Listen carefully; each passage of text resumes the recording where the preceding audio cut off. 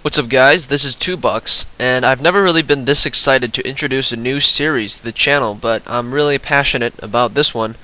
It's basically a team-working series called General 2Bucks, where I record the live voices of me as well as my teammates, and meanwhile, on some parts I do commentary over it, so you guys should learn a lot from this.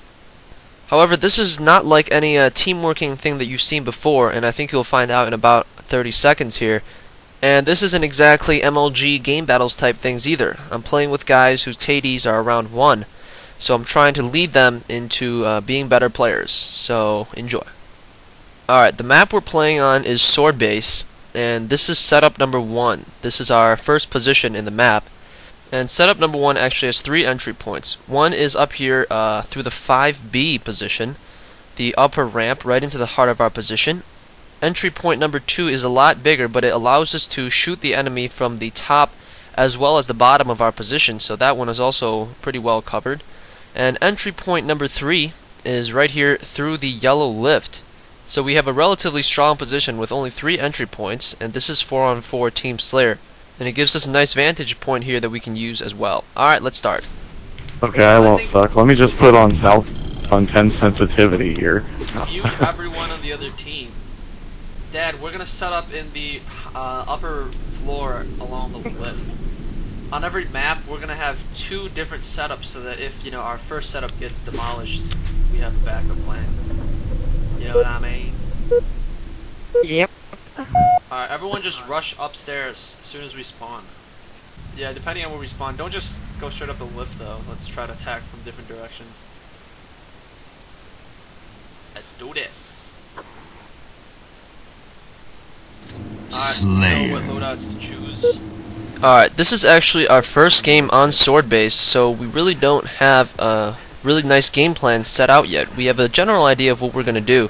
And right at the beginning of the game, we spawn on the opposite side of the map, so we are rushing up the lift as well as through some other points to try to take over the setup.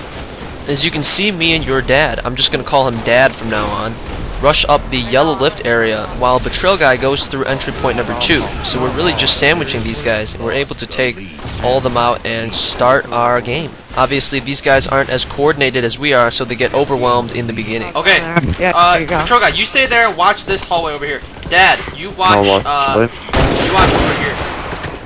Alright. Go down. All we're gonna do is defend this position. Yes, and whenever someone's coming Guy coming up my way! Guy coming up my way! Patrol Guy needs help over here! Patrol Guy needs help! Back up, Patrol Guy! Patrol Guy! Back up! Back up! Back up! Back up! Idiots! You don't just run in when there's like 3 of them right there. Back up. I spawned right on it. Alright, nice. One guy right here. Alright, I'll go back.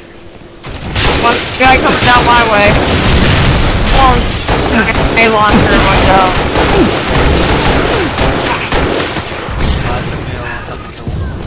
Alright, back to your assignments, back to your assignments. Rena needs help. In fact, he's dead.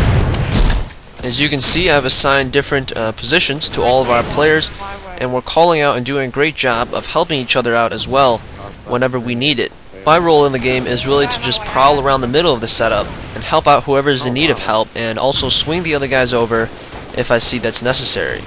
Now obviously there's nothing really complex going on here. This is a fairly simple setup, and everyone has a very clear description of what their task is. This is definitely something all of you guys can try out with 4 of your friends, and if you're able to maintain such a nice stronghold like this, you're able to beat players of equal or even higher skill level than your team. Nice job guys, that was good teamwork. Nice team grenades. Alright, let's reinstate our setup.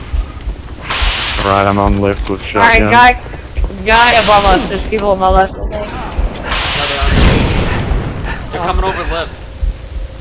Rena's watching it. Dad, I want you to drop down. Drop down and assault them from under the lift.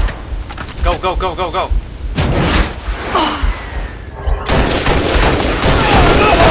Can I come up and assist? Alright, nice. See, Dad, that's a good way to pick them up, because when they're just camping on the bottom. My way. Alright, don't rush too much. Don't rush too much. Right? You gotta stay within the setup. Watch out for nades. Back up if you're weak. We're all together, so you got help. Now the reason I'm making this series is to help all of you guys out there learn how to teamwork better and coordinate when you're playing with your friends or even just players that you meet randomly in matchmaking.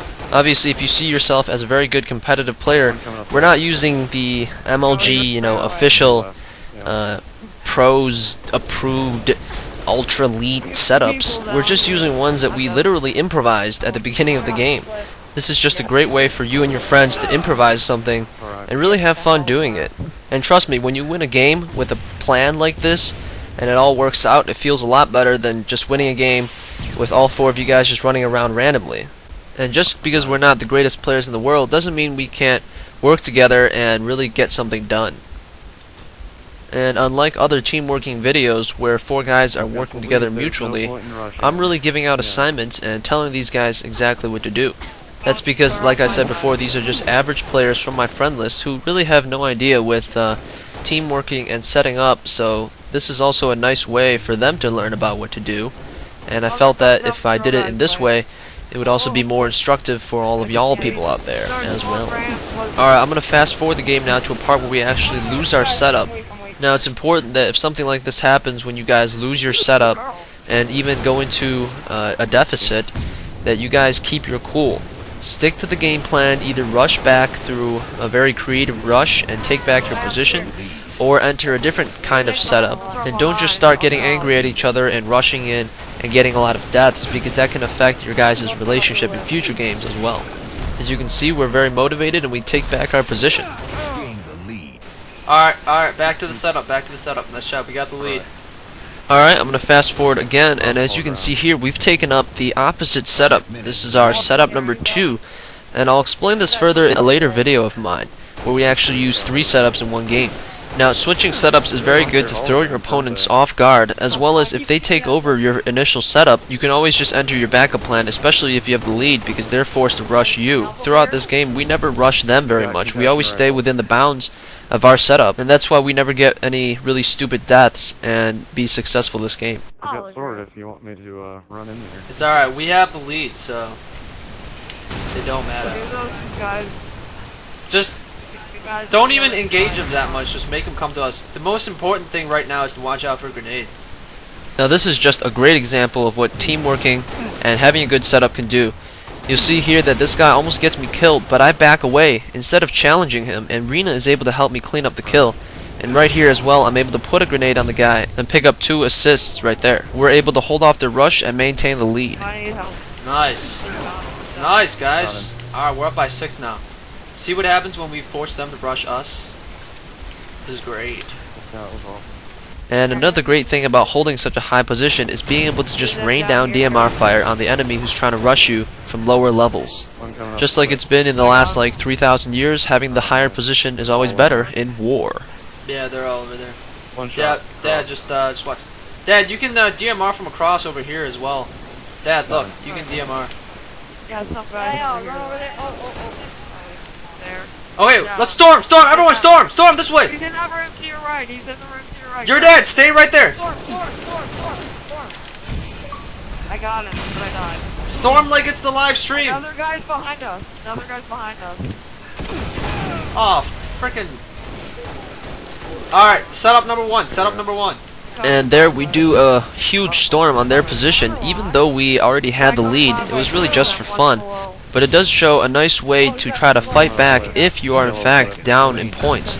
Obviously, if you're losing, the enemy team can just stay back and not have to rush you. There's no way you can fight back, but a nice way to do that is to just maintain your setup and then all of a sudden rush from different positions, and that way you can really dominate them. Alright, I hope you've enjoyed this video. Please comment below on any advice that you want to give me to make the next episodes in this series even better. Thanks for watching, and please like. See, I got 15 kills and I was the general. When was the last time that you saw a general run onto the battlefield and pick up 15 kills?